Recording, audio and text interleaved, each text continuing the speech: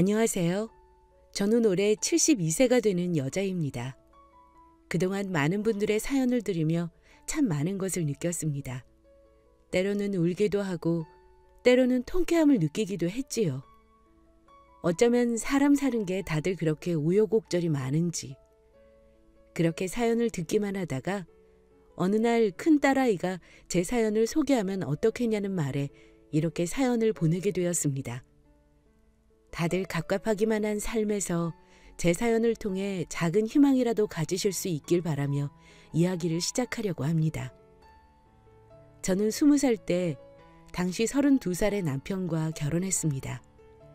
나이 차이가 많이 나는 결혼이었는데 당시 시아버지가 제 친정에 지참금조로 큰돈을 주면서 결혼하게 되었습니다. 남편의 집안은 무척 잘 사는 집안이었어요. 대대로 물려받은 땅이 많아 부유했고 집안에 일하는 사람도 무척 많았습니다. 거기다 남편은 사업 수완이 좋았어요.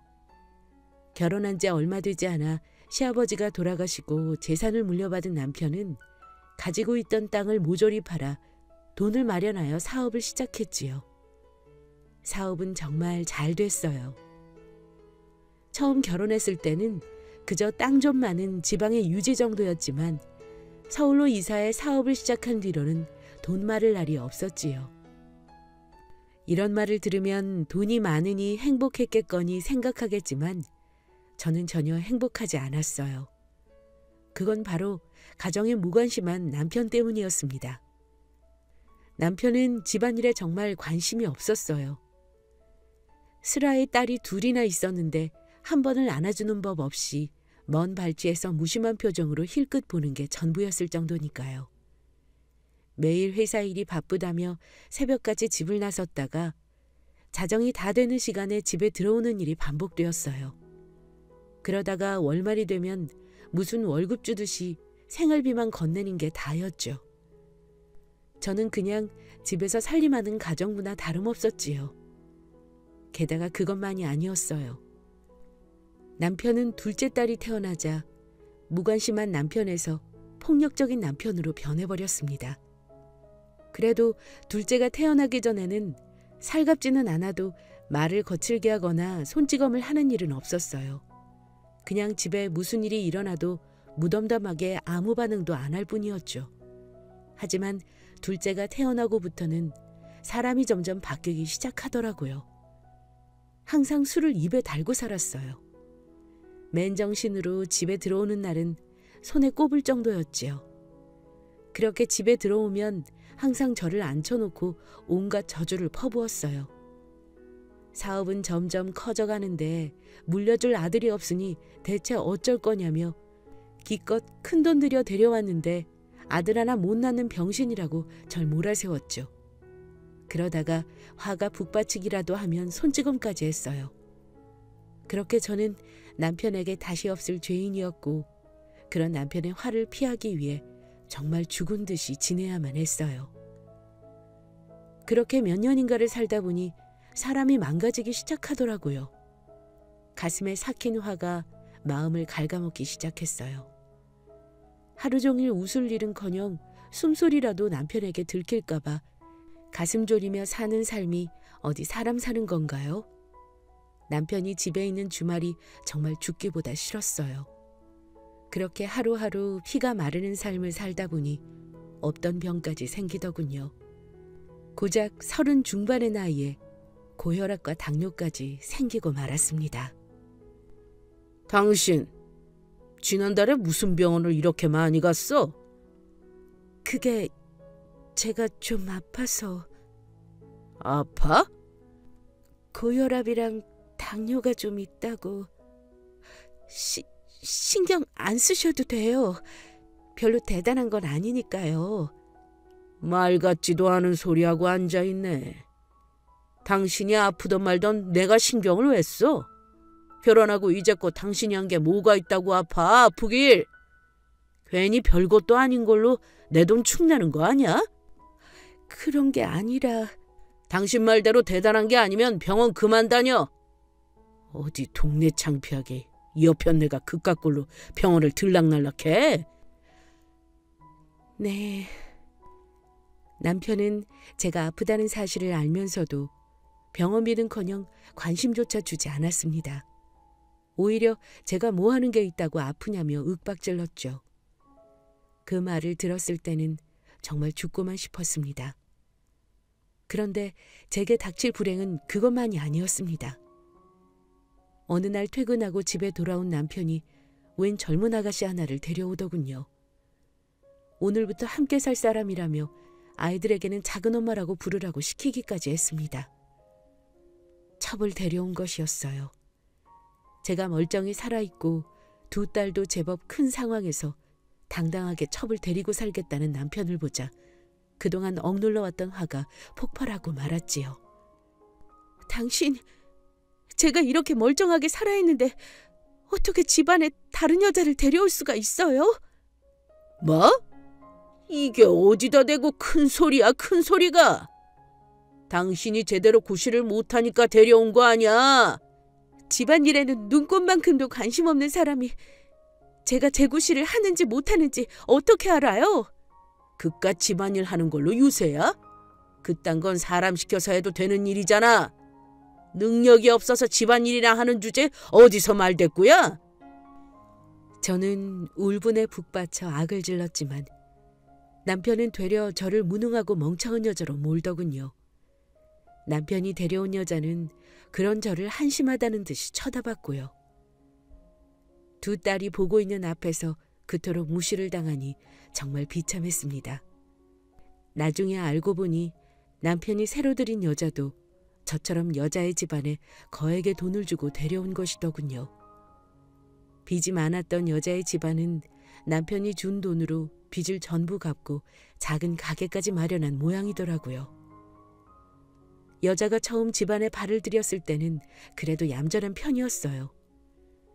저와는 거의 띠동갑인 어린 여자였는데 남편은 그 여자를 회사에 데려가 일을 시켰고 남편과 출퇴근하느라 얼굴 마주칠 일이 별로 없었지요.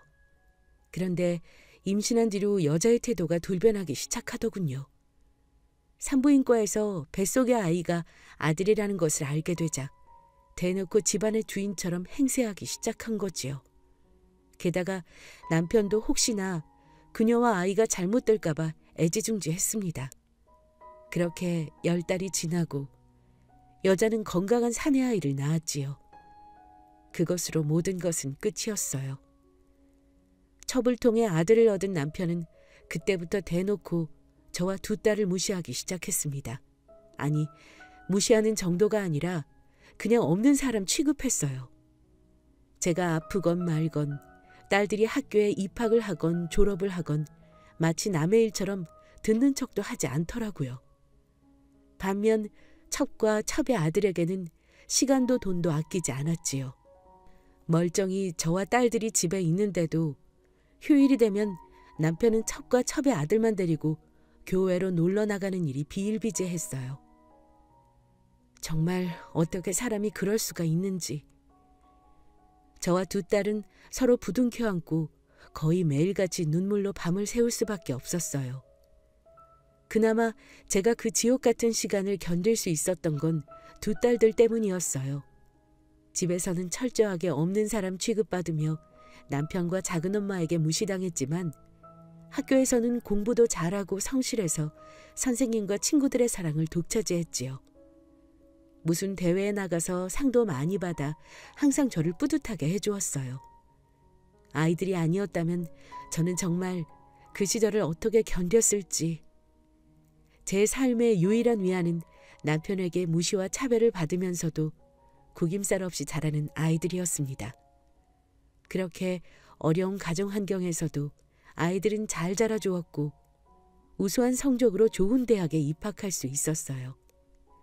남편은 여자애들이 대학은 무슨 대학이냐며 생활비는커녕 학비조차 대줄 마음이 없으니 알아서 하라더군요. 다행히 남편이 그렇게 나올 줄 알고 있었던 딸들은 장학금에 아르바이트까지 해가며 남편에게 한 푼도 손 벌리지 않고 대학을 다녔습니다. 정말 기특하고 장한 딸들이지요. 그러던 어느 날 마른 하늘에 날벼락 같은 일이 벌어지고 말았습니다. 남편이 회사에서 갑자기 쓰러졌다는 것이었어요.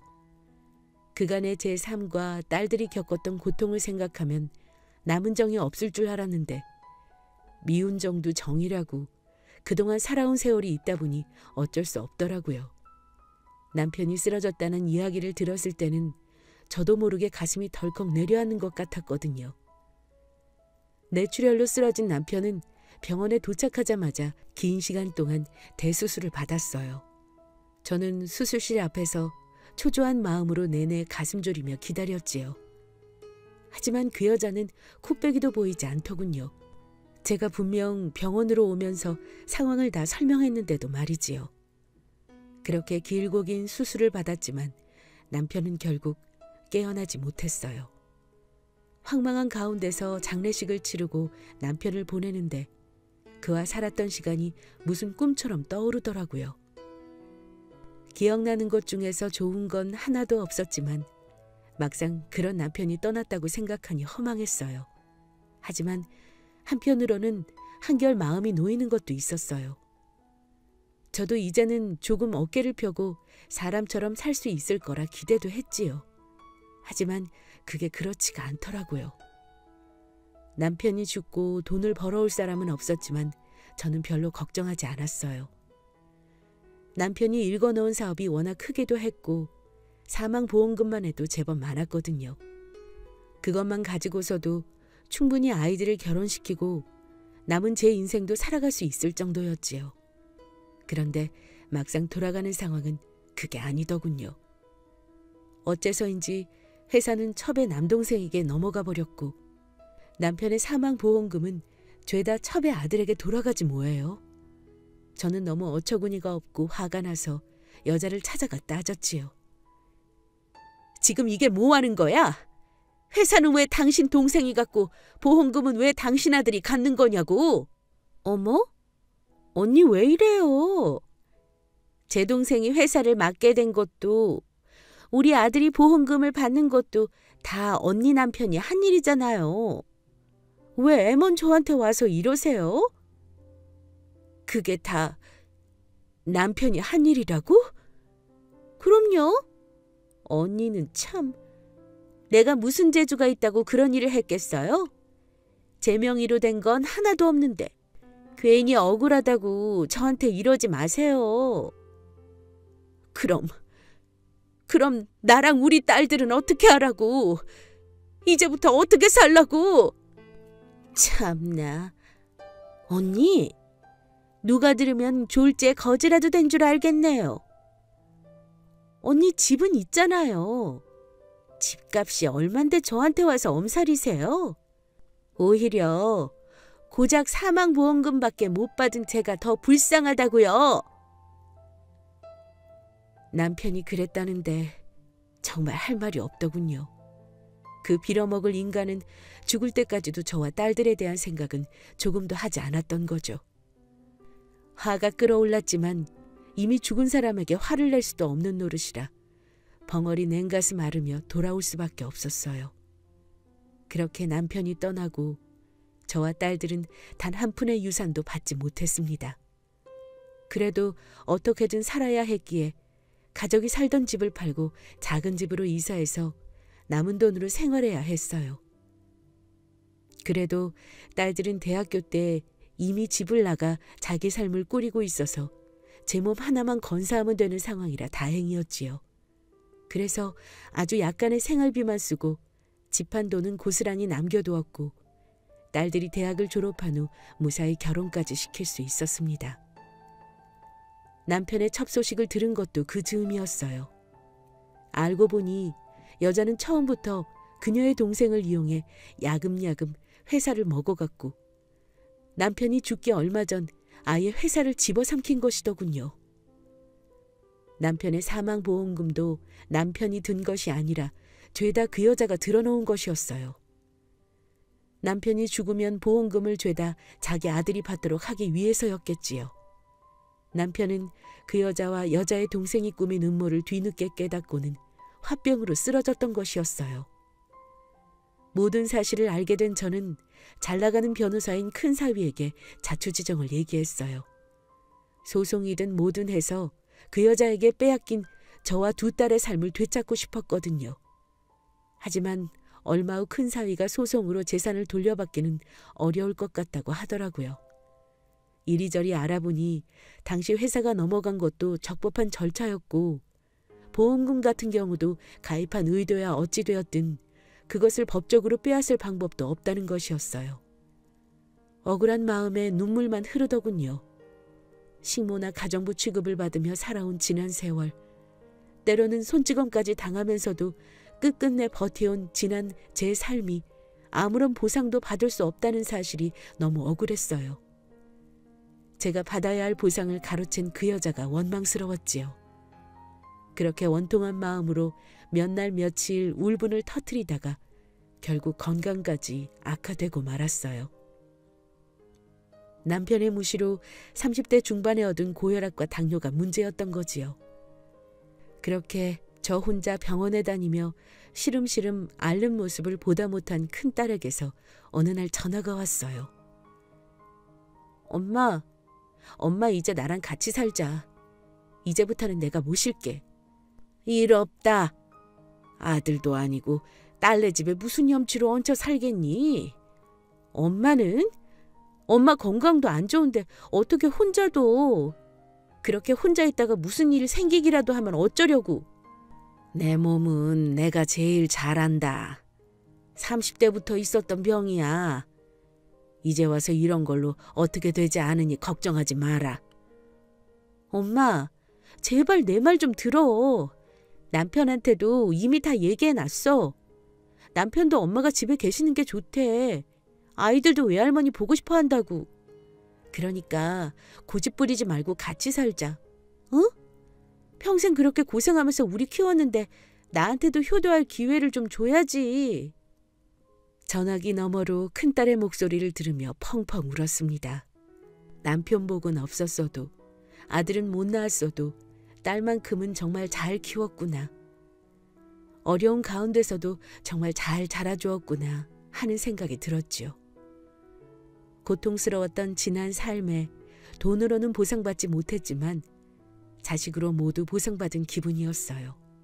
그 후로도 저는 거듭 따로 살겠다고 했지만 나중에는 아이의 큰 사이와 손자들까지 데리고 와 설득하는 큰딸을 이기지 못하고 이사를 하게 되었지요. 큰딸네 집으로 이사하는 날엔 사위까지 휴가를 내고 찾아와 도와주었어요. 할머니 혼자 사는 집인데도 무슨 짐이 그렇게 많은지 손이 많이 필요하더라고요. 옛날부터 뭐 하나 생기면 쉽게 버리지 못하는 성격 탓에 오래된 물건들이 많았는데 큰딸과 사이는 모두 버리라더군요.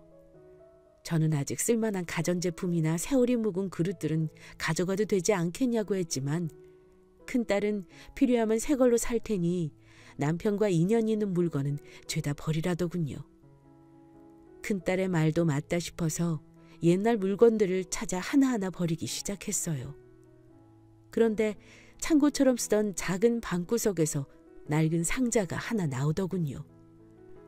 분명 제가 가져다 둔 걸 텐데도 전혀 기억이 없어 뭐가 들었나 싶어 상자를 열어보았더니 몇 권이나 되는 남편의 일기장이 들어있었습니다.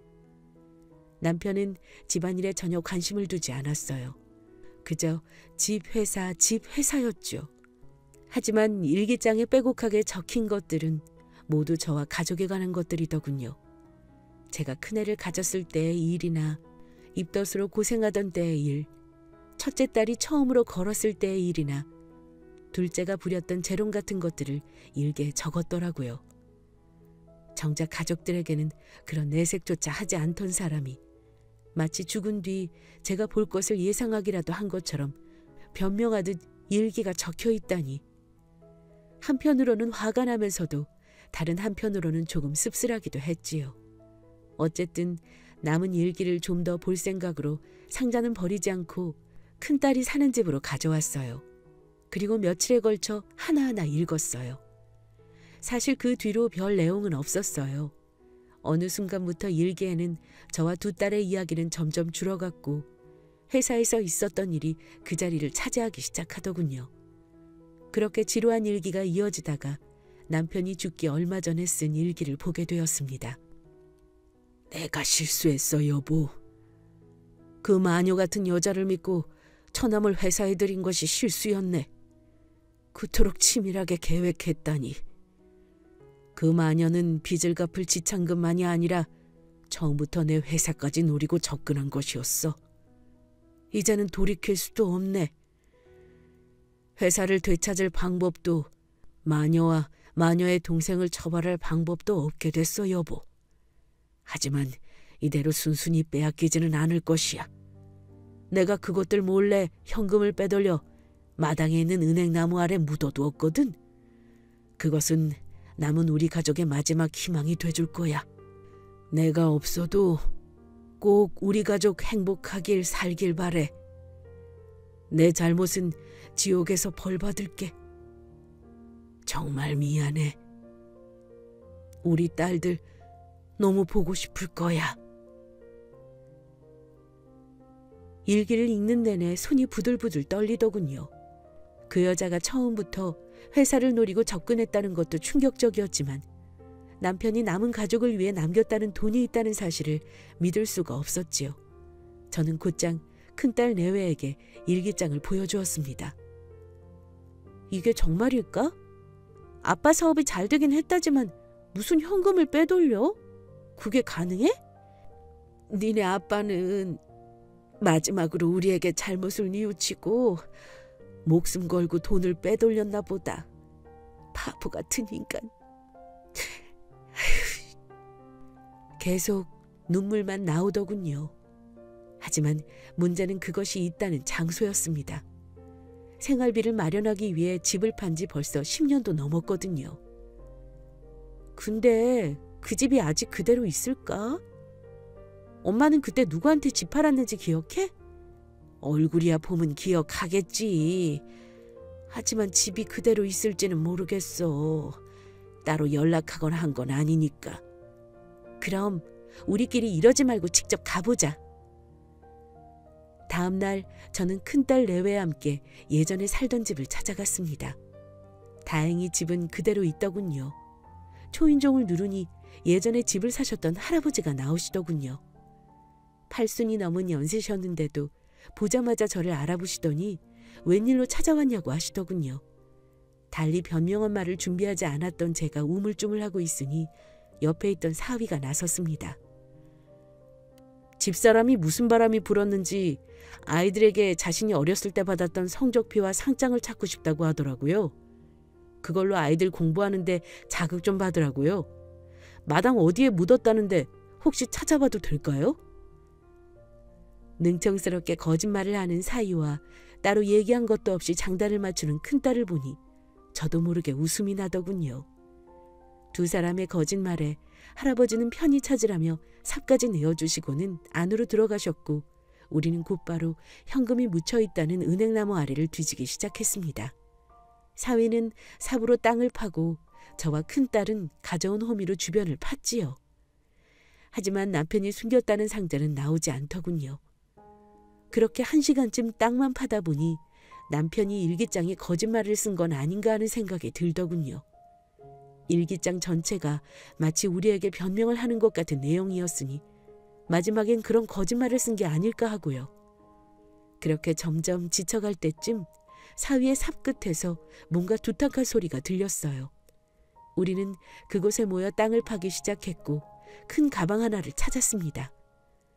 보기엔 그다지 크지 않은 상자였는데 무게가 상당해서 사위와 큰딸이 낑낑거리며 차로 옮겼지요. 그 사이 저는 마당을 정리하고 할아버지에게 감사 인사를 한 뒤 큰딸 내외가 기다리고 있는 차로 돌아왔습니다. 저희는 그 가방 속을 열고 놀래서 뒤로 넘어질 뻔했습니다. 엄마, 일기가 정말이었어.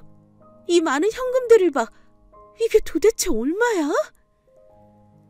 그 사이 스마트폰으로 시세를 확인한 사위가 입을 떡 벌리며 말하더군요.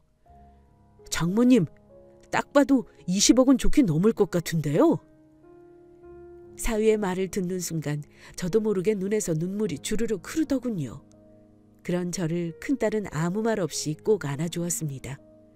온갖 멸시를 당하며 살았던 지난 세월, 그렇게 저를 괴롭히던 남편이 죽은 다음에야 드디어 보답하는구나 하는 생각이 들었어요. 그렇게 불행하기만 하던 제 인생에 갑작스러운 행운이 찾아왔어요. 저는 여생을 살아갈 약간의 돈만 남기고 모두 두 딸에게 공평하게 나눠주었지요. 그렇게 행운이 찾아오자 덩달아 건강까지 좋아져서 큰딸의 집을 나와 따로 살게 되었어요. 물론 자신들이 자주 찾아올 수 있게 같은 아파트에 살게 되었지만요. 그렇게 어려웠던 저와 두 딸은 스스로의 노력과 뜻하지 않은 행운으로 남부럽지 않은 삶을 살게 되었어요.